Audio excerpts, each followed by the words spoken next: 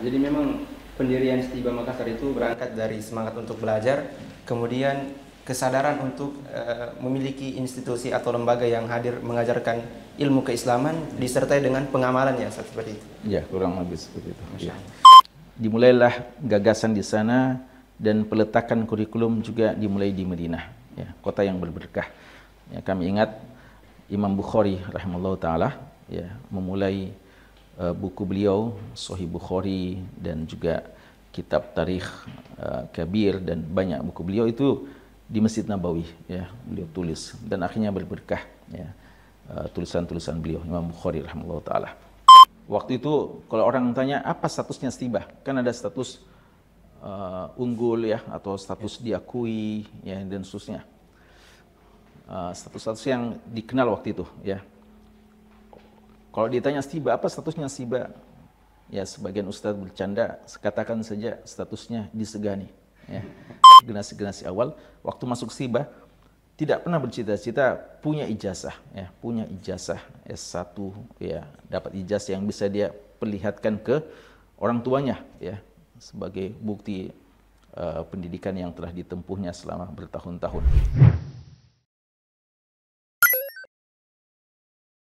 Assalamualaikum warahmatullahi wabarakatuh. Pemirsa Stiba TV dimanapun Anda berada, selamat datang kembali di Stiba Podcast. Saya Khairul. Dan saya Oi Parusi Adramuntu. Apa kabar pemirsa sekalian, pendengar setia Stiba Podcast? Kali ini kita akan hadir dengan episode terbaru yang pastinya sudah ditunggu-tunggu. Ya, betul sekali Oi, karena episode kali ini sangat spesial karena kita akan mengupas cerita di balik berdirinya Stiba Makassar, sebuah lembaga yang tidak hanya menjadi pusat pendidikan ilmu Islam dan bahasa Arab, tapi juga institusi yang memiliki visi besar dalam membentuk generasi yang berkarakter Islam. Benar sekali Kak Herul, dan yang lebih keren lagi nih, karena kita kedatangan sosok yang terlibat langsung dalam perjalanannya. Siapa lagi kalau bukan seorang yang menjadi bagian penting dalam membentuk visi dan arah Stiba Makassar dari awal. Ya, jadi buat teman-teman yang penasaran bagaimana ide besar dari berdirinya Stiba Makassar, kemudian bagaimana Stiba Makassar berkembang dan beradaptasi, insya Allah pada episode kali ini kita akan membahas secara tuntas. Ya. Nah, buat teman-teman yang tertarik dengan dunia dakwah dan pendidikan Islam, episode ini akan memberi banyak inspirasi.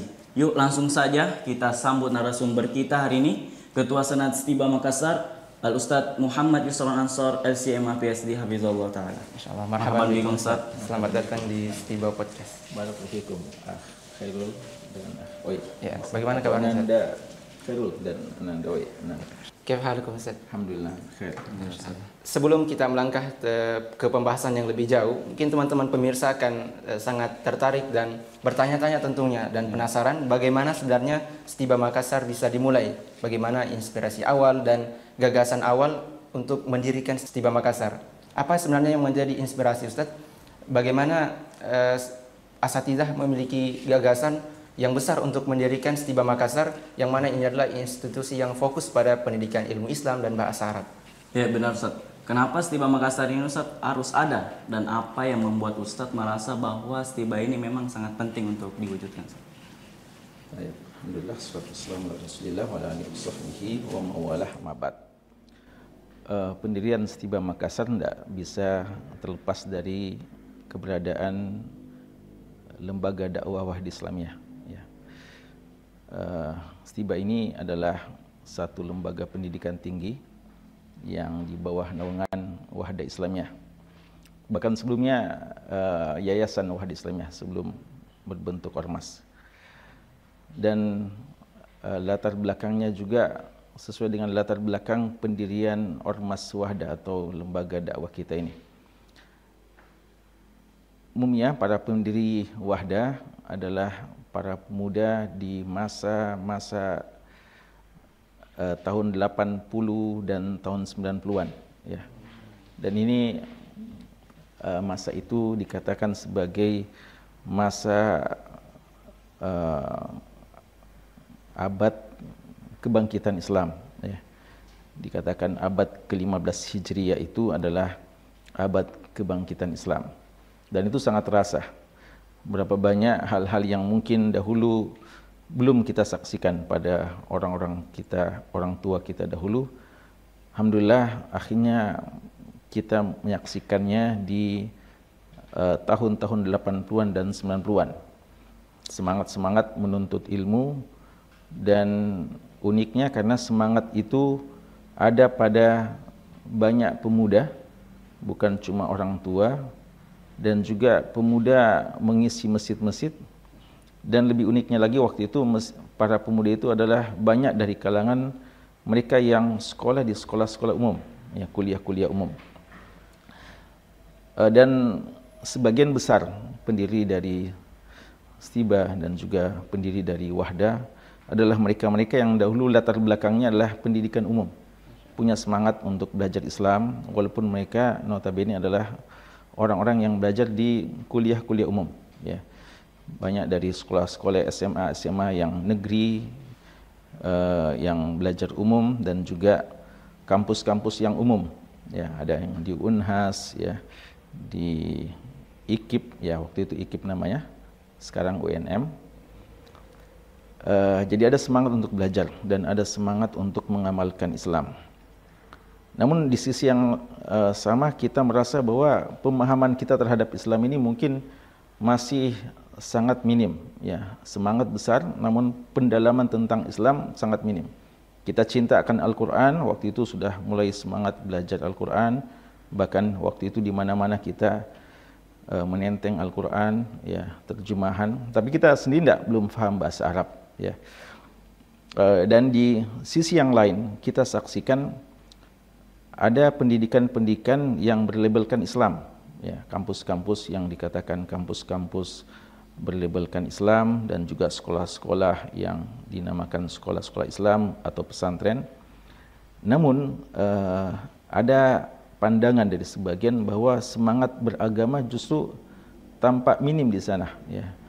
Padahal mungkin mereka dikatakan lebih faham terhadap Islam, mungkin belajar sejak awal sampai tamat Islam semuanya dipelajari, semua ilmu-ilmu keislaman, termasuk bahasa Arab. Namun dari segi semangat keberagamaan dalam pengamalan waktu itu terasa agak kurang. Maka kita melihat ini perlu dipadukan ini, ya, antara semangat belajar agama dan semangat mengamalkan, dan juga ilmu yang mantap, ilmu yang benar, dan ilmu yang memang betul-betul sesuai dengan basic Islam yang diajarkan oleh ulama kita, yaitu dimulai dengan bahasa Arab dan pemahaman ilmu-ilmu yang sangat mendasar, Quran dan Sunnah dan seterusnya. Oleh karena itu kita mendambakan adanya satu lembaga pendidikan Islam yang bisa mengumpulkan dua kebaikan ini, yaitu kekuatan ilmu syar'i yang kuat dan juga sekaligus semangat dalam mengamalkan Islam, semangat dalam mendakwahkan Islam, dan juga selalu berusaha menampilkan akhlak dan adab yang Islami. Ini yang kita damba-dambakan, yang waktu itu menurut kita, ya, mungkin pemantauan kita belum terlalu meluas, tapi waktu itu menurut kita belum ada atau masih sangat jarang, ya, sehingga kita tertantang untuk mengimpikan adanya kelak lembaga keislaman yang bisa memadukan ini semuanya. Karena itu mulai terfikir untuk kita sebagian memfokuskan untuk belajar Islam, ya, belajar Islam, ya. Jadi bahkan sampai pada waktu itu sebagian kami waktu itu yang sudah kuliah di kuliah umum harus tanda kutip hijrah, ya. Hijrah, ya, sebagian kami di Unhas pindah untuk belajar bahasa Arab, kursus bahasa Arab, hingga alhamdulillah sebagian akhirnya pergi ke Lipia Jakarta untuk belajar bahasa Arab, ya. Dan itulah mungkin awal kisahnya, sampai nanti dilanjutkan ketika sebagian kita, dan lebih khusus yang paling pertama adalah Ustadz kami semuanya, Ustadz kita semuanya, Ustadz Muhammad Zaitun Rasmin, berangkat ke Madinah, dan disitulah diskusi berlanjut hingga kelak kita akan mendirikan Stiba pada waktu yang insya Allah paling tepat, ya. Luar biasa. Jadi memang pendirian Stiba Makassar itu berangkat dari semangat untuk belajar, kemudian kesadaran untuk memiliki institusi atau lembaga yang hadir mengajarkan ilmu keislaman disertai dengan pengamalannya, Ustaz, seperti itu. Ya, kurang lebih seperti itu. Ya. Nah, tadi Ustaz sempat menyebut situasi pendidikan Islam di Indonesia, Ustaz. Apakah saat itu, Ustaz, pendidikan Islam di Indonesia itu masih asing, Ustaz? Kalau boleh tahu, Ustaz, bagaimana kira-kira kondisi pendidikan Islam dan bahasa Arab pada masa itu, Ustaz? Ya, tadi kami sebutkan bahwa umumnya kami para pendiri Stibah dan juga para ustadz-ustadz kami pendiri Wahdi Islamnya adalah pemuda-pemuda di era-era 80-an dan 90-an, ya. Di masa itu sebenarnya pesantren-pesantren sudah banyak, ya. Pendidikan lembaga keislaman juga sudah banyak. Namun terasa ada kurang pendalaman. Dan terkhusus untuk bahasa Arab, mungkin bahasa Arab waktu itu yang ada hanyalah bahasa Arab yang pasif, ya. Dalam artian mungkin banyak para kiai-kiai kita, ustadz-ustadz kita yang belajar bahasa Arab bertahun-tahun, namun hanya belajar dari kitab-kitab yang dulu istilahkan kitab kuning, kitab gundul, ya. Tapi pasif, ya. Mereka cuma bisa baca dengan benar dan bukan sebagian mereka hafal kaidah, kawaidnya, ya, nahu, sharaf, ya, dikuasai dengan baik, bahkan mungkin sebagian dikatakan menghafal sejak dahulu Alfiyah Ibni Malik. Tapi ketika mau bercakap belum mampu, ya, atau kebanyakan mereka belum mampu. Dan ini disadari sendiri, ya, oleh para tamu-tamu yang datang dari Arab, para masyayikh, ya, para ulama-ulama yang dahulu waktu pertama kali mencari bibit-bibit unggul untuk bisa dikuliahkan di Madinah, ya. Jadi dulu strategi Madinah itu mereka mengirim para dosen-dosennya di seluruh dunia termasuk di Indonesia untuk mencari bibit-bibit unggul, ya. Karena waktu itu belum ada media online, ya. Jadi harus mereka terjun langsung. Para dosen-dosen itu mengatakan untuk mendapatkan orang yang bisa berbahasa Arab secara aktif sangat-sangat minim. Bahkan mereka sudah datang ke pesantren-pesantren, ya, belum mendapatkan, ya. Dan kalau ada, mungkin di antara peran yang terbesar adalah lembaga ilmu Islam, lembaga Islam dan pengetahuan bahasa Arab atau LIPIAH, ya, lembaga ilmu pengetahuan Islam dan bahasa Arab di Jakarta. Itu berdiri kalau tidak salah tahun 1980, ya. Ini yang sangat berperan, ya, untuk melahirkan pemuda-pemuda penuntut ilmu syar'i yang bisa memadukan antara pemahaman bahasa Arab yang kuat dari sisi nahunya, kawaidnya, bisa membaca dan juga bisa berbicara dengan aktif, ya. Tapi kesempatan untuk ke sana sangat langka, ya, masih sangat sedikit. Ya, boleh dikata baru LIPIA yang bisa mewujudkan pendidikan bahasa Arab yang sempurna dengan keunggulan bahasa Arab dari semua sisinya, nulis, ya, bercakap, ya, lalu pemahaman qiraah dan yang lain-lain yang dibutuhkan.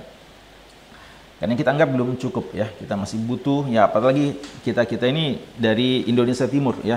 Untuk ke Jakarta waktu itu masih sangat sulit, ya. Kesempatan ke sana juga, ya, saya ingat sendiri waktu pertama kali ke LIPIAH, waktu mau tes itu menghadapi ribuan orang, ya. Lalu yang diterima juga mungkin cuma puluhan waktu itu, ya, sehingga kesempatan sangat langka. Maka kita dan itu pun kita merasa, ya, perlu ada pengembangan, ya, yang lainnya yang mungkin belum tercover, ya, di lembaga yang ada. Karena itu kita merasa perlu untuk kita berusaha menyempurnakan semuanya. Maka kelak kita akan dirikan lembaga yang mungkin kita akan mengakomodir hal-hal yang sangat baik di berbagai lembaga yang ada, lalu kita sempurnakan. Masya Allah, menarik sekali, Ustaz. Jadi memang berangkat dari kondisi yang dikatakan saat itu, masyarakat butuh dan kita terdesak untuk memiliki lembaga yang mengkaji tentang ilmu Islam juga bahasa Arab, dan maka lahirlah Stibah Makassar. Dan seperti yang Ustaz sebutkan tadi di awal, Ustaz, ada sosok yang berpengaruh terkait semangat ini, yaitu Ustadz Muhammad Zaitun Rasmin, hafizahullah. Ya, Khairul. Sosok Ustadz Muhammad Zaitun Rasmin ini juga memang dikenal punya pandangan luas dalam bidang dakwah dan pendidikan. Ya, nah, kita yakin para pendengar juga sudah sering mendengar kiprah beliau. Ya, mungkin bisa diceritakan Ustaz bagaimana keterkaitan Ustaz Muhammad Zaitun Rasmin dalam membersamai asatidzah dan menggagas berdirinya Setiba Makassar ini, Ustaz. Iya. Bagi kami Ustadz Zaitun Rasmin, Ustadz Muhammad Zaitun Rasmin adalah Ustadz dan murabbi bagi kita semuanya. Ya. Saya secara pribadi waktu masih kuliah di Unhas, waktu itu tahun pertama, dan waktu itu kuliahnya di Fakultas Teknik, ya, Teknik Elektro. Tiap hari ke kampus, namun sebelum sampai ke kampus, saya dengan Ustadz Muhammad Ikhwan Abdul Jalil yang kelak nanti jadi mudir pertama Setiba, kami berdua itu ba'da sholat subuh, kami sepakat sholat subuh di satu masjid di daerah timur, daerah selatan Makassar, di jalan di Cendrawasih waktu itu. Sholat subuh di sana, Masjid Darul Ikhlas. Setelah itu kami berangkat ke utara kota, ya, di Jalan Koringareng. Di situ sudah menunggu Ustadz kami, Ustadz Muhammad Zaitun Rasmin. Ya. Beliau setiap subuh mengajarkan bahasa Arab. Ya. Waktu itu kami belajar Durusul Lughah, ya, tiap hari. Ya. Dan di situ awal kami cinta bahasa Arab. Ya. Kami secara pribadi guru pertama kali untuk bahasa Arab adalah Ustadz kita, Ustadz Muhammad Zaitun Rasmin. Dan sebenarnya beliau bukan cuma guru dalam persoalan bahasa Arab, ya. Beliau juga adalah murabbi dan inspirasi bagi kita dalam berdakwah dan cinta Islam dan dalam mengamalkan Keislaman. Di samping ustadz-ustadz yang lain yang bersama dengan beliau. Tapi boleh dikatakan untuk pendalaman ilmu keislaman, ya, Ustadz Zaitun lah yang paling berperan. Beliau waktu mengajar kami itu dalam proses berangkat ke Saudi, ya. Jadi beliau sebelumnya, Ustadz Zaitun juga itu kisahnya, beliau dulu adalah mahasiswa di UNAS juga, Fakultas Peternakan. Tapi setahu kami beliau sejak awal-awal mungkin merasa lebih pas untuk belajar bahasa Arab pendalaman, ya. Akhirnya beliau tinggalkan UNHAS dan berangkat ke Libya, Jakarta. Dan alhamdulillah, walaupun saingannya adalah orang-orang pesantren, beliau diterima di Libya dan kalau tidak salah langsung semester 3 waktu itu, ya. Beliau dalami dan belajar daripada masyayikh dan akhirnya beliau diterima di Madinah, ya. Jadi beliau yang awal merintis ke Libya, ya, di antara kami, ya, sebenarnya ada juga Ustadz Jahadah, waktu itu Ustadz Jahadah sudah ke Libya, Ustadz Zaitun. Lalu nanti setelah itu yang mengikutinya adalah Ustadz Ikhwan, ya, lalu setelah itu kami sendiri. Ya.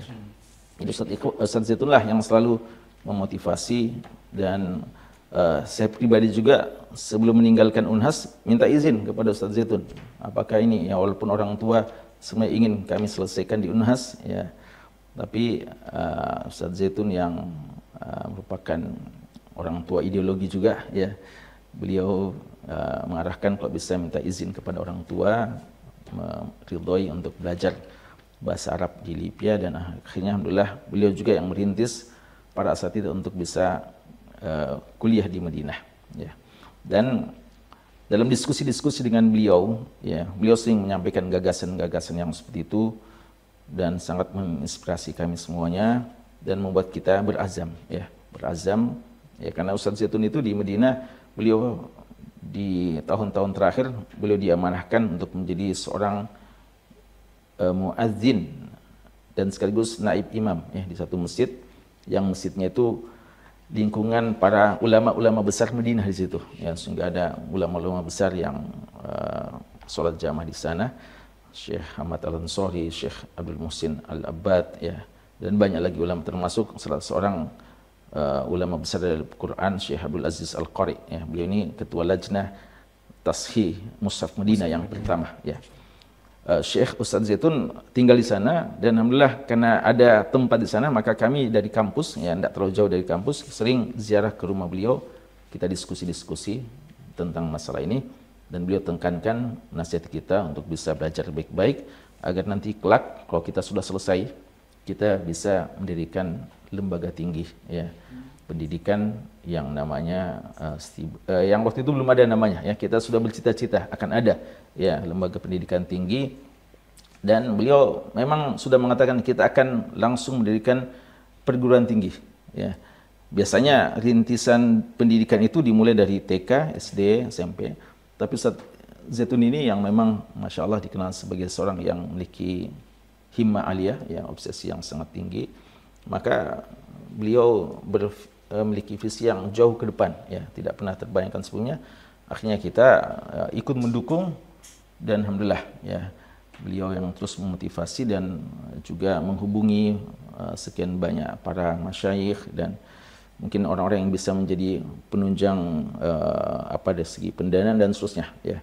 Hingga alhamdulillah setelah kami tamat, beberapa asatidzah balik, didirikanlah Stibah ya tahun 1998. Jadi Ustaz Zaitun itu kalau tidak salah ingat beliau selesai tahun 1995 dari Madinah, tapi karena masih sendirian tentunya belum bisa mendirikan satu lembaga tinggi ya.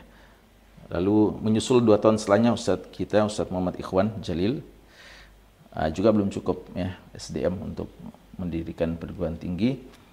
Nanti setahun setelahnya alhamdulillah kami ada berlima. Ustadz Jahada ya, kami seangkatan, walaupun beliau adalah senior kami dan beliau sebenarnya adalah ustadz kami semuanya, Ustadz Jahada, tapi kami sama-sama masuk di Madinah dan sama-sama selesai. Ustadz Jahada, Ustadz Rahmat Abdul Rahman, kemudian Ustadz Saiful Yusuf, Ustadz Ihsan Zainuddin, dan kami sendiri. Berlima selesai di waktu yang sama, dan setelah tamat, Ustadz Zaitun memandang sudah saatnya kita mendirikan lembaga. Jadi pada hakikatnya yang menginspirasi dan yang memotivasi semua ini adalah Ustadz kita, adalah Ustadz Muhammad Zaitun Rasmin hafizahullah ta'ala wa jazahullahu anna khaira. Masya Allah, jadi memang benar ya, sosok Ustadz Muhammad Zaitun Rasmin hafizahullah memang memiliki peran yang besar untuk memotivasi para asatidzah yang Ustadz sudah sebutkan tadi, kemudian bersama-sama semangat untuk menuntut ilmu, sampai kemudian memiliki gagasan untuk membentuk Stibah Makassar. Ya, tentu juga Ustadz sendiri memiliki peran yang bersama asatidzah kemudian untuk menyusun materi atau kurikulum awal Ustadz dari berdirinya Stibah Makassar itu sendiri. Ya, nah ini menarik juga pemirsa. Kami juga penasaran Ustadz tentang peran Ustadz sendiri dalam proses ini, dari penyusunan kurikulum hingga pengembangan awal. Langkah apa saja yang diambil agar Stibah Makassar bisa membentuk identitas yang kuat sejak awal? Ya, di antara hal yang sangat kami syukuri adalah taufik dari Allah Subhanahu wa taala. Taufik yang kami maksudkan adalah kesempatan yang Allah berikan kepada kami para asatidzah untuk belajar di Madinah. Dimulailah gagasan di sana dan peletakan kurikulum juga dimulai di Madinah, ya, kota yang berberkah. Ya, kami ingat Imam Bukhari rahimahullah taala ya memulai buku beliau Sahih Bukhari dan juga kitab Tarikh Kabir dan banyak buku beliau itu di Masjid Nabawi ya beliau tulis, dan akhirnya berberkah ya tulisan-tulisan beliau Imam Bukhari rahimahullah taala karena berada di kota dan di masjid yang sangat berberkah. Tidak berlebihan kalau kita katakan bahwa ide-ide dan gagasan tentang bagaimana nantinya lembaga yang kita akan dirikan ya Stibah itu dimulai di kota Madinah ya. Rancangannya, kemudian kurikulumnya, apalagi kita ini semua boleh dikata dari alma mater yang sama ya. Walaupun alhamdulillah dari fakultas yang berbeda ya. Jadi kebanyakan kami dari fakultas syariah ya, ada Ustadz kita Ustadz Zaitun sendiri, dan nanti kelak akan bergabung juga Ustadz kita Ustadz Bahrun Nida ya, walaupun beliau seangkatan dengan Ustadz Zaitun ya, tapi beliau nanti bergabung kemudian karena beliau sebelumnya setelah tamat diamanahkan untuk mengajar di Albir ya, tapi kelak akan bergabung.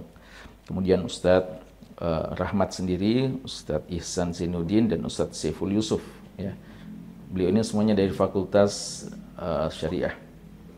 Lalu Ustadz kita Ustadz Jahada, kemudian Ustadz Ikhwan dari fakultas dakwah. Dan kami sendiri waktu itu baru bersendiri di fakultas hadis ya.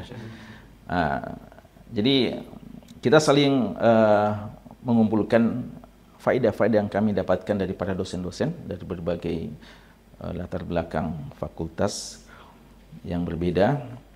Kemudian kita diskusikan dan kita juga banyak berdiskusi dengan para masyayikh ya. Dan lagi-lagi Ustaz kita Ustaz Zaitun yang memiliki relasi yang sangat luas dan memiliki kemampuan berkomunikasi yang sangat baik dengan banyak kalangan, utamanya para dosen, bisa memperkenalkan kepada kita semuanya berapa masyayikh-masyayikh yang kita bisa mengambil banyak manfaat. Karena itu kita banyak mengambil manfaat dari mereka-mereka dan kita mencoba melihat kurikulum yang ada, dan itu kelak yang menjadi bahan dasar yang akan kita tuangkan dalam kurikulum yang nanti kita akan tetapkan menjadi acuan dalam pendidikan kita di Stibah nantinya. Ya. Insyaallah luar biasa. Teman-teman pemirsa, dari sini kita bisa melihat bahwa Stibah Makassar bukan hanya lahir dari gagasan, tapi juga dari perencanaan yang matang dan niat yang besar untuk menciptakan generasi yang unggul dalam ilmu Islam.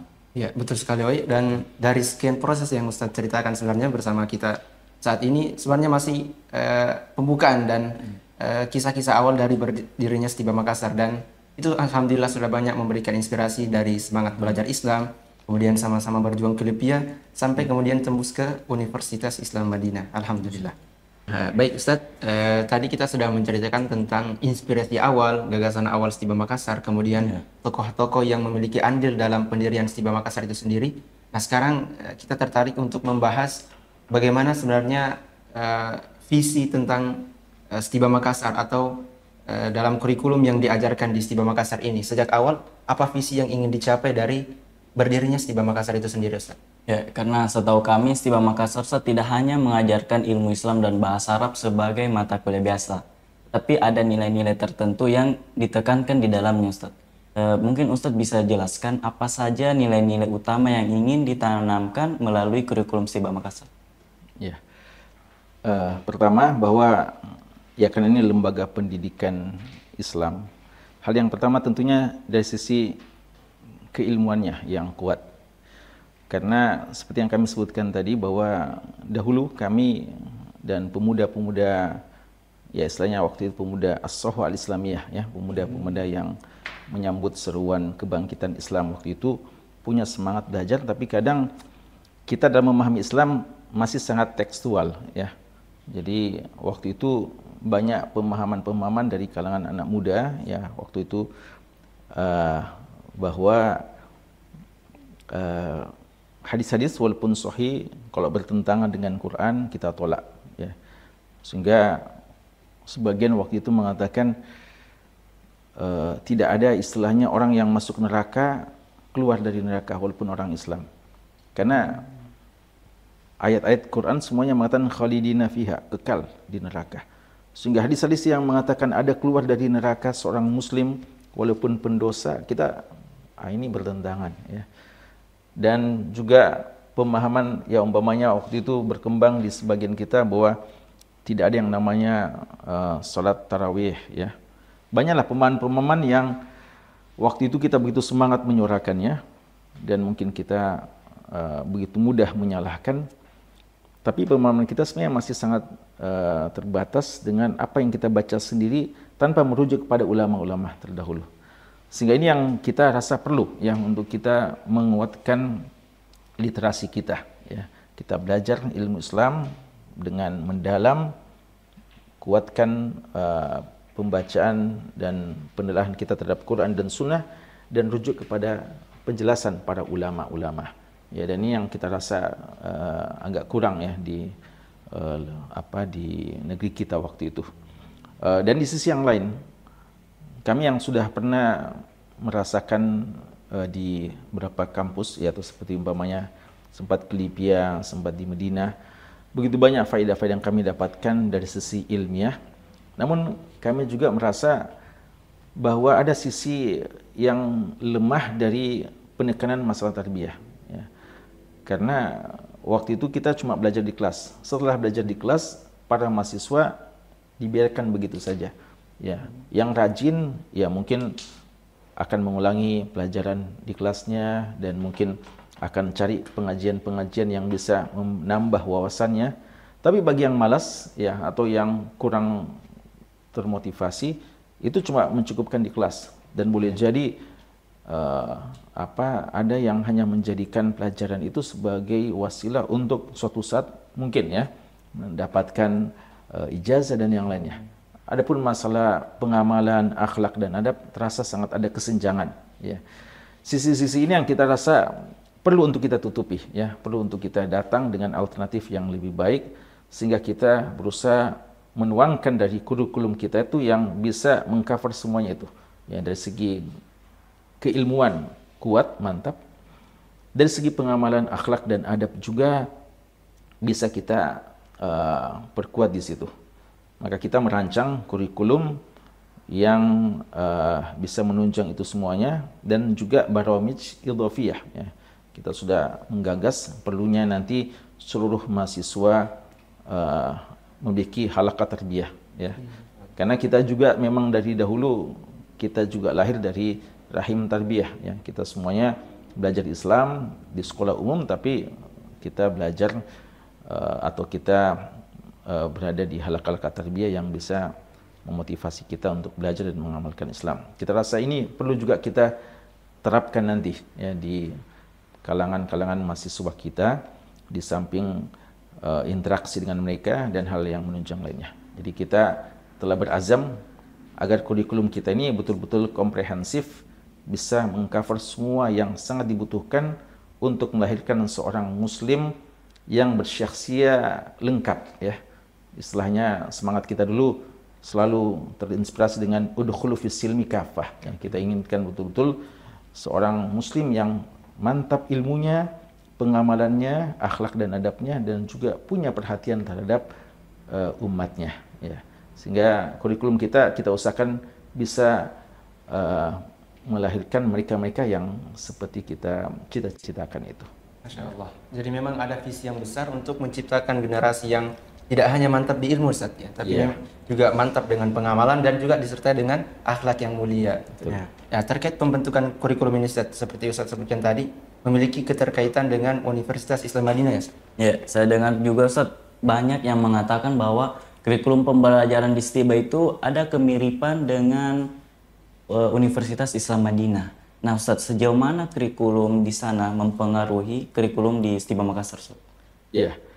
Jadi tidak bisa kita pungkiri bahwa kita ini semua adalah lahir dari Universitas Islam Madinah, ya, alma mater kita, ya para pendiri ya, alma mater kita semuanya adalah Universitas Islam Madinah dan sebagian kita juga pernah kuliah di LIPIA Jakarta, ya.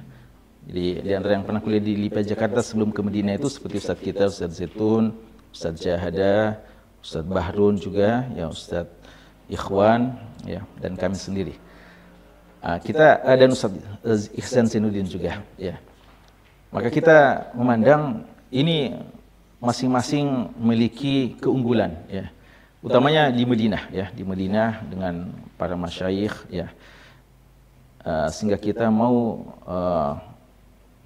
hampir dikatakan menjiplak, ya, menjiplak dari apa yang ada di Madinah. Ya, kita sangat berharap ya semoga ya utamanya ketika kita melihat mahasiswa-mahasiswa yang punya ilmu yang mantap, akhlak yang baik, adab, ya semangat dakwah, kita inginkan semua mahasiswa kita juga seperti itu ya. Dan kita lihat ini di antara peran kurikulum yang ada di Madinah. Karena kurikulum di Madinah ini tidak tanggung-tanggung ya. Madinah ini, Universitas Islam Madinah ini adalah universitas internasional yang awalnya digagas oleh para ulama-ulama di seluruh dunia, ya, masa-masa Syekh Abdul Aziz bin Baz, ya, lalu mengumpulkan sekian banyak ulama di berbagai negara kaum muslimin dan akhirnya melahirkan kurikulum yang sangat kuat, ya. Dan kita sudah banyak mengambil manfaat darinya sehingga kita memandang ini perlu juga untuk kita berlakukan dan terapkan nanti kelak, ya. Maka kita tidak memiliki bahan kecuali dari Universitas Islam Madinah dan juga sebagian dari LIPIA Jakarta, ya, di LIPIA Jakarta. Ya bahkan kalau kita kalau mau jujur ya, logo Stiba itu juga adalah hampir dikatakan logo dari Universitas Islam Madinah yang dahulu ya. Mungkin sekarang sudah ada sedikit perubahan, tapi orang kalau lihat dari jauh mengatakan inilah Universitas Islam Madinah yang ada di Indonesia ya. Dan alhamdulillah karena hubungan kami atau lebih tepatnya ya Ustadz kita Ustadz Zaitun dan beberapa asatidzah kita terhadap masyayikh cukup baik, dan utamanya yang tidak boleh kita lupa kenang jasanya adalah Syekh kita Dr. Rusyud As-Sulmi hafidhahullah, seorang dosen bahasa Arab ya. Dan beliaulah yang pertama kali datang menguji para ustadz untuk bisa ke Madinah ya. Utamanya dari generasi kami, Ustadz Jahada, Ustadz Rahmat, Ustadz Saiful, itu semua beliau bersama Syekh Profesor Dr. Muhammad Khalifah Tamimi yang guru besar akidah di Madinah, yang pernah juga menjadi rektor pertama di Mediu, Malaysia. Dua orang ini yang datang ke Makassar, yang sempat kami sebutkan tadi bahwa waktu awal kali boleh dikata tidak mendapatkan orang yang bisa berbahasa Arab dengan baik secara aktif. Ya, sejak itu, ya, itu kalau tidak salah tahun 1992, ya, sudah ada perkenalan awal dengan beliau. Dan alhamdulillah setelah ke Madinah, hubungan baik dengan beliau kita lanjutkan. Bahkan beliau, masya Allah, dengan kedermawanannya sering mengajak ke rumahnya. Ya, beliau kalau mungkin hampir setiap bulan lah ya, bahkan mungkin kadang dalam sebulan berapa kali setelah sholat Jumat beliau manggil ke rumahnya, menjamu makan siang dan kita diskusi ya. Sebenarnya yang jasa beliau kepada mahasiswa itu bukan cuma ke kami, banyak sekali seluruh mahasiswa dari berbagai daerah. Tapi yang ada wafa ya, atau yang lebih mau dekat sama Syekh dan mau mengambil banyak manfaat ya kita ini ya. Maka Syekh mungkin merasa keterkaitan kita, sehingga beliau memberikan banyak bantuan. Di antara fasilitas yang beliau berikan untuk penggagasan kurikulum ini adalah ya, kurikulum itu kan biasanya ada di idarah di kampus ya. Beliau kadang yang memberikan fasilitas bagaimana ada akses untuk bisa kita telaah kurikulum itu. Bahkan lebih dari itu, beliau sangat berjasa untuk mengetik ya, atau menugaskan mungkin ada mahasiswa beliau untuk mengetik rancangan kurikulum yang kita akan terapkan nanti di Stiba Makassar ya. Jadi waktu itu kan belum ada komputer, sudah ada ya, tapi masih sangat jarang orang yang memiliki komputer, apalagi laptop mungkin masih 1-2. Kita semuanya tidak memiliki itu ya. Dan yang ketik ya untuk kita Syekh Rusyud hafizahullah, atau mungkin mahasiswa beliau yang beliau tugaskan ya. Dan beliau menyiapkan rumahnya sebagai tempat untuk kita berdiskusi ya. Jadi waktu hampir kita selesai, kita Kamis Jumat kalau tidak salah ya, kita rutin datang ke rumah Syekh dari pagi sampai sore ya, kita nyusun kurikulum tersebut ya. Dan kita padukan ya, kita kombinasikan dengan kurikulum yang ada di LIPIA Jakarta, karena kami memandang bahwa untuk program persiapan bahasa itu di LIPIA Jakarta cukup kuat juga ya. Jadi kita gabungkan antara itu ya. Jadi ya gitu kurang lebih ya tentang kurikulum. Jadi memang tidak bisa dipungkiri, utamanya awal-awal ya, karena waktu itu kita belum berpikir untuk mengakomodir sekian banyak kurikulum yang harus diterapkan di negeri kita ya. Nanti setelah berjalan waktu, apalagi ketika kita mau mendapatkan pengakuan, barulah kita tahu bahwasanya ada berapa kurikulum yang kita mesti sesuaikan. Tapi dulu awalnya hampir dikatakan 90%, bahkan mungkin lebih, itu adalah kurikulum dari Universitas Islam Madinah ya. Jadi dengan kata lain, kurikulum di Stiba Makassar memang membawa semangat atau spirit pendidikan Islam dari Madinah, tapi tetap konstekstual dengan kondisi kita sekarang, kondisi di Indonesia. Artinya walaupun dia berangkat dari Madinah, tapi juga memiliki penyesuaian terkait kondisi yang ada di Indonesia. Iya. Apalagi kan LIPIA Jakarta itu LIPIA sejak didirikan kan dia juga sudah mengadakan adaptasi, menyesuaikan ya. Maka ketika kita mengambil dari LIPIA juga sudah ada di situ penyesuaian ya. Dan apalagi setelah kita tiba di sini ya, terutama dalam persoalan pemahaman mazhab ya. Kalau di Saudi kan full mazhab Hanabilah ya, Hambali. Walaupun alhamdulillah di sana pada hakikatnya kita tidak diajar ta'assub ya. Kita diajar sana walaupun mazhab yang berlaku di sana mazhab Hambali, tapi kita juga belajar muqaranatil madzahib ya. Jadi perbandingan mazhab, dan tidak jarang ulama-ulama kita di sana guru fikih pun mentarjikan pendapat mazhab Syafi'i ya, dan mereka sering juga menasihatkan bahwa kita nanti kalau balik ya harus juga bisa menyesuaikan dengan pandangan-pandangan ulama-ulama mazhab yang ada di negeri kita masing-masing. Sehingga alhamdulillah jadi istilahnya kearifan lokal juga yang itu sangat kita perhatikan ya dalam masalah kurikulum itu. Ya. Masya Allah, menarik. Sangat menarik, Ustaz. Ya. Dan berbicara tentang Stiba dan terlebih khusus bersama sosok-sosok yang merintis Stiba dari awal, Ustaz, sampai kemudian besar seperti saat ini, tentu tantangannya tidak sedikit. Barangkali Ustaz bisa menceritakan tentang tantangan apa saja, Ustaz, yang didapati para pendahulu atau perintis Stiba Makassar sendiri dalam proses awal mendirikan Stiba Makassar, Ustaz. Ya, ketika kami sudah selesai ya dan sudah siap untuk mendirikan, sebenarnya ya kalau boleh terkesan modal nekat lah ya, karena semangat dan sudah belajar 4 tahun dan 5 tahun, tapi untuk suatu pendidikan apalagi perguruan tinggi ya, itu sebenarnya banyak hal yang perlu untuk kita pelajari sebelumnya. Kita ini tidak punya sama sekali latar belakang manajemen pendidikan ya, kami ini ya, yang akan menjadi ya, seandainya kami cuma sekedar menjadi dosen ya mungkin tidak masalah. Ini kita menjadi dosen dan juga sekaligus sebagai tenaga tenaga untuk idarah ya, yang mengidarah, yang memanage pendidikan ini, dan kita minim itu semuanya. Kita waktu itu belum terlalu tahu aturan ya, jadi di antara tantangan kita belum terlalu mengetahui aturan-aturan dalam pendirian, sehingga waktu itu kita dengan semangat untuk segera mewujudkan keberadaan Stiba, kami semua sepakat waktu itu S1 jangan dulu ada yang lanjut ya, kita harus semuanya balik ya, kita harus semuanya balik untuk segera mendirikan Stiba ya. Jadi kita dirikan Stiba, kita mulai dari perguruan tinggi seperti yang mana kami sebutkan ya. Fikrah itu sesuai dengan arahan Ustadz kita, karena beliau mengatakan kita ini butuh akselerasi untuk melahirkan para dai-dai. Kalau kita mulai dari TK, masih sangat lama kita menunggu bibit unggul ya. TK, lalu mungkin 1 tahun 2 tahun, lalu nanti SD 6 tahun, lalu SMP. Kalau kita rintis sejak awal 2 tahun, 6 tahun, lalu 3 tahun, mungkin sampai 18 tahun baru nanti ada kelak melahirkan seorang yang pengajar.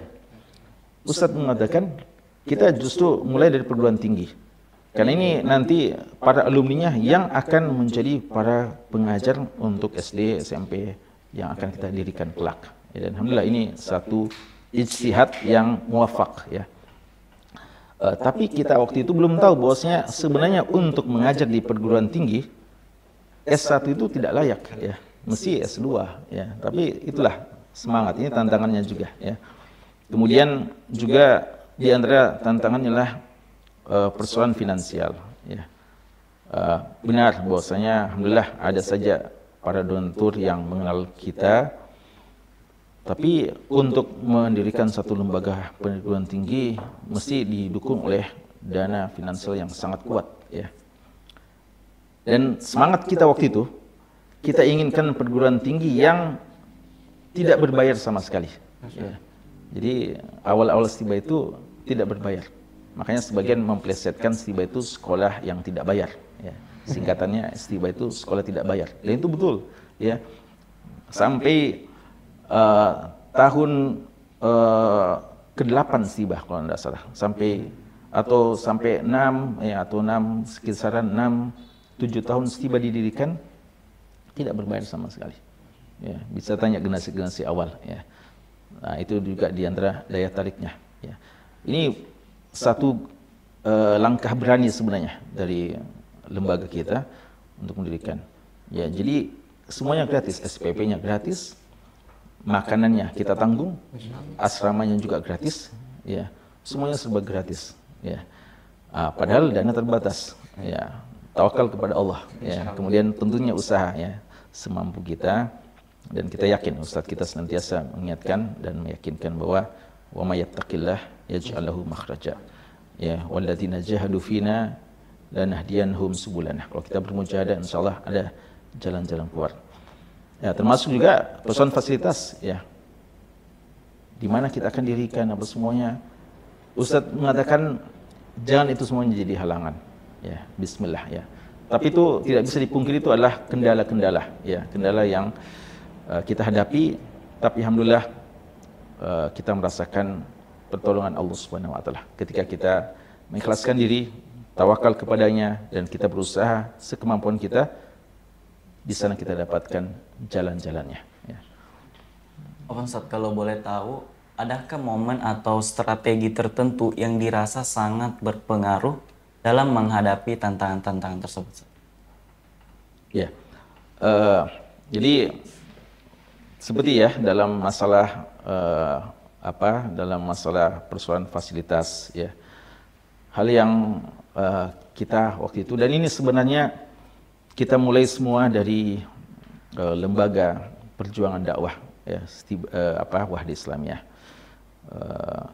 Kami sangat ingat juga, ya, awal kali kita punya markas dakwah Masjid Wahdatul Ummah, itu semuanya swadaya, ya, swadaya dari segi pendanaan, bahkan swadaya dari pembangunannya. Waktu itu membangun Masjid Wahdatul Ummah itu tukangnya mungkin cuma 1-2, kuli-kulinya semua kita ini, para kader-kader waktu itu. Ya, kami sendiri waktu itu masih SMA kalau tidak salah, ya, masih SMA kelas 3, ya, dengan beberapa ustadz kita sekarang ini, ya, ikut jadi mencor apa semuanya, ya. Semangat itu terus bersama dengan kita sampai dengan Stiba pun, ya. Maka Stiba ketika kita dirikan pertama kali, fasilitas belum memadai, kita katakan, ya, bahwa kita cukupkan dengan Masjid Wahdatul Ummah, yaitu adalah kampus yang pertama untuk Stiba Makassar, Masjid Wahdatul Ummah. Dan Masjid Wahdatul Ummah waktu itu belum seperti sekarang ini yang sudah 2 lantai, ya, masih 1 lantai dan masih sangat sederhana. Ya, awalnya itu kan cuma masih semen yang kasar, ya. Tapi kita katakan insya Allah ini sudah bisa kita mulai, ya. Jadi yang sangat berkesan adalah adanya semangat, ya, dan keyakinan waktu itu bahwa kapan kita sungguh-sungguh dan kapan kita berusaha bertakwa kepada Allah, Allah akan berikan solusi dari semua persoalan kita, dan siapa yang bermujahadah, Allah akan bukakan jalan-jalannya bagi kita. Ya, dan alhamdulillah di tengah jalan kita melihat begitu banyak pertolongan-pertolongan Allah Subhanahu wa taala, ya, yang kita sangat bersyukur akan taufik dan kemudahan tersebut. Masya Allah. Ini memang luar biasa, dari sekedar gagasan awal sejak di Madinah, kemudian kembali merintis institusi pendidikan yang alhamdulillah sekarang sudah sangat besar dan memiliki banyak alumni. Terlihat sekali bahwa Stiba Makassar sebenarnya sudah menjalani proses perjalanan yang tidak mudah dari satu fase kemudian ke fase yang lainnya. Ya, betul sekali Kak Hairul. Dari situ saya jadi penasaran bagaimana Stiba Makassar bisa bertransformasi dari lembaga non formal menjadi institut pendidikan tinggi yang sekarang sudah terakreditasi. Bisa diceritain Ustaz bagaimana perjalanan menuju akreditasi itu, Ustaz? Ya. Perjalanan menuju akreditasi ini subhanallah dinamikanya begitu luar biasa, ya. Jadi kami dahulu waktu awal kali mendirikan Stiba tidak pernah berpikir mendirikan lembaga pendidikan formal yang akan mengeluarkan ijazah resmi. Ya. Waktu itu kalau orang tanya apa statusnya Stiba, kan ada status unggul, ya, atau status diakui, ya, dan seterusnya. Status-status yang dikenal waktu itu, ya. Kalau ditanya Stiba, apa statusnya Stiba? Ya, sebagian ustadz bercanda, katakan saja statusnya disegani, ya. Jadi disegani, ya. Artinya bukan unggul, bukan A, bukan terakreditasi, bukan minimal diakui. Karena waktu itu kita tidak pernah mengurus urusan formalitas untuk menjadi satu lembaga pendidikan yang resmi, formal. Belum pernah terpikir waktu itu. Dan kita ketika membuka pendaftaran untuk mahasiswa baru, kita tidak pernah menjanjikan juga bahwa mereka akan mendapatkan ijazah. Dan ini juga satu catatan penting ya, dan bisa menjadi inspirasi nanti bagi seluruh mahasiswa kita yang ada saat sekarang. Bahwa senior-senior antum itu dahulu, generasi-generasi awal, waktu masuk STIBA, tidak pernah bercita-cita punya ijazah, ya, punya ijazah S1, ya, dapat ijazah yang bisa dia perlihatkan ke orang tuanya, ya, sebagai bukti pendidikan yang telah ditempuhnya selama bertahun-tahun. Jadi kita tidak pernah terpikir seperti itu. Namun seiring dengan perkembangan waktu, ya, terasa bahwa tidak ada salahnya, ya, kita memadukan antara idealisme kita dengan hal yang merupakan realita, perlunya ada persoalan formalitas. Dulu ada sempat pemikiran yang mungkin agak picik ya dari kita mungkin waktu itu, memandang bahwa hal yang sifatnya formalitas itu akan mengurangi idealisme kita. Jadi kalau kita harus formal, mungkin kita akan ikut dengan berbagai macam aturan yang harus diberlakukan, ya, termasuk kurikulum. Kita mungkin akan ada kurikulum kita yang mungkin dihilangkan, lalu kita mesti mengambil kurikulum yang mungkin kita anggap kurang pas diberlakukan di STIBA. Sehingga kita ada semacam kekhawatiran seperti itu, maka kita bilang tidak usah, ya, biarlah kita seperti ini, ya. Namun sekali lagi ketika kita makin berkembang, yang umur juga mungkin sudah makin bertambah, ya, kedewasaan makin, dan juga hasil musyawarah dengan para masyayikh dan para ulama, sehingga kita tahu bahwasanya tidak ada dikotomi antara keduanya. Kita bisa tetap dengan idealisme kita dan formalitas juga bisa kita dapatkan. Akhirnya alhamdulillah izin pendirian STIBA itu nanti bisa kita dapatkan di tahun 2002 kalau tidak salah, ya. Jadi bayangkan itu izin pendirian, ya, izin pendirian. Artinya selama ini tidak legal, ya. Selama ini Jadi, sudah melakukan proses pembelajaran walaupun mungkin pembelajaran, ya, tapi ya. Lalu alhamdulillah, dan waktu itu izin itu cuma berlaku setahun, ya, izin berlaku setahun. Lalu dalam proses ini, ketika mau dilanjutkan, kita dapatkan lagi aturan-aturan, ya, yang saat itu terasa masih sulit untuk kita penuhi dan masih sulit untuk kita terapkan. Akhirnya terfikir untuk kita berpindah menjadi Mahat Ali, ya. Jadi STIBA ini mungkin sebagian antum-antum yang mahasiswa tidak tahu kalau kita pernah bernama Mahat Ali Wahdah, ya.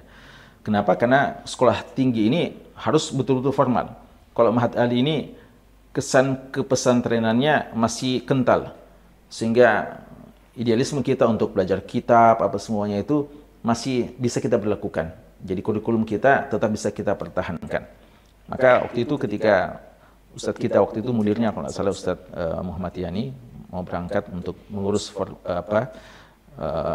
untuk izin formalitas, ya, dan untuk lebih dari itu, ya, menuju akreditasi suatu saat. Melihat ini, lalu ada opsi yang lain berupa Mahat Ali, akhirnya berpindah, ya. Kita bersepakat untuk pindah ke Mahat Ali, bentuk baru dari pendidikan kita. Dan sebenarnya bentuk baru namanya, ya. Adapun isinya karena kita ingin mempertahankan kurikulum tersebut. Namun seiring dengan waktu, lalu kita melihat, ya, akhirnya kita berkesimpulan tetap kita perlu untuk ada mengurus akreditasi STIBA. Alhamdulillah kita sudah mulai usahakan, tapi perjuangannya tidak mudah. Dan itu nanti baru terwujud, ya, di tahun 2014 ya. Jadi 2013 itu awal keluarnya akreditasi STIBA dari BAN PT ya, dari BAN PT. Jadi selama itu belum ada ya. Makanya ketika kita mengadakan wisuda yang pertama 2018, para alumni kita yang sejak tahun 1998 yang mungkin sudah selesai waktu itu sejak tahun 2002 atau 2006 itu gabung ya. Dia sudah dalam usia yang masya Allah yang sudah ya. Kalau mungkin ya, mestinya mereka sudah S2 atau S3 mungkin ya. Tapi baru diwisuda untuk S1 waktu itu. Jadi alhamdulillah akhirnya kita bisa kumpulkan lagi mereka-mereka yang pernah kuliah tanpa ijazah ya, kuliah tanpa ijazah. Jadi mereka dengan penuh kepercayaan diri yang mengatakan kami alumni STIBA, walaupun kalau ditanya ijazah ada, ijazah kita keluarkan, tapi ijazah ini tidak diakui ya, bukan ijazah yang terakreditasi oleh BAN PT yang merupakan badan resmi untuk perguruan tinggi. Dan alhamdulillah akhirnya bisa kita wujudkan. Panjang sebenarnya ceritanya ya. Dan sebagian mahasiswa kita juga kita jadikan tenaga teknis untuk penyusunan itu ya, membantu. Dan alhamdulillah juga kita tidak bisa melupakan peran jasa dari sebagian kader-kader Wahda, sebagian pembina-pembina kita, para asatidzah yang juga merupakan akademisi ya. Kita memiliki Prof. Dr. Abdul Hamid Habe yang merupakan guru besar ekonomi di Unhas. Beliau juga banyak memberikan arahan ya. Ada juga Insinyur Ansar Mangka ya, saudara kakak dari Ustadz kita Ustadz Jahda Mangka. Beliau sudah lama menjadi tenaga non kependidikan di UMI ya, dan punya pengalaman banyak dalam masalah ini. Ada juga Dr. Maming yang merupakan dosen di Unhas, ada juga Dr. Nusran ya yang merupakan dosen senior di UMI. Semua itu memberikan masukan-masukan, arahan dan jalan-jalan ya, arahan gimana bisa kita menyusun borang-borang akreditasi sehingga alhamdulillah dengan izin Allah Subhanahu wa taala bisa kita wujudkan di tahun 2013 ya. Dan kepala BAN PT waktu itu Profesor Dr. Mansur Ramli, beliau alhamdulillah sempat menguji kita waktu itu dan beliau bahkan yang langsung membawa SK-nya ya. Itu suatu hal yang sangat kita syukuri setelah perjalanan yang sangat panjang ya. Jadi bayangkan dari 1998 nanti 2013 ya. Kita betul-betul dikatakan sudah terakreditasi. Itu untuk prodi perbandingan mazhab. Untuk institusi kita sendiri, STIBA-nya saja, untuk STIBA-nya itu nanti baru terakreditasi perguruan tinggi. Jadi yang duluan terakreditasi itu prodinya. Perguruan tingginya baru nanti terakreditasi tahun 2018. Ya.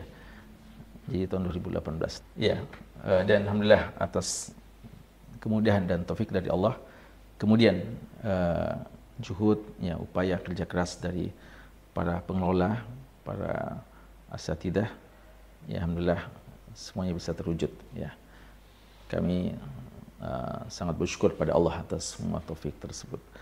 Ya, Masya Allah, Ustaz. Melihat perjalanan STIBA Makassar yang sebenarnya sangat panjang, Ustaz. Dari tahun 90 awal-awal berdirinya, kemudian 2002 baru mendapatkan izin untuk berdiri secara formal, kemudian akreditasinya yang baru didapatkan di 2013. Ini menunjukkan bahwa memang STIBA Makassar bukan lembaga pendidikan yang biasa, tapi memang lahir dan berangkat dari komitmen dari para perintisnya yang tadi Ustaz sudah sebutkan. Ya, alhamdulillah. Betul sekali Kak Herul. Saya rasa juga banyak pendengar kita yang juga mendapatkan inspirasi dari kisah yang Ustaz ceritakan.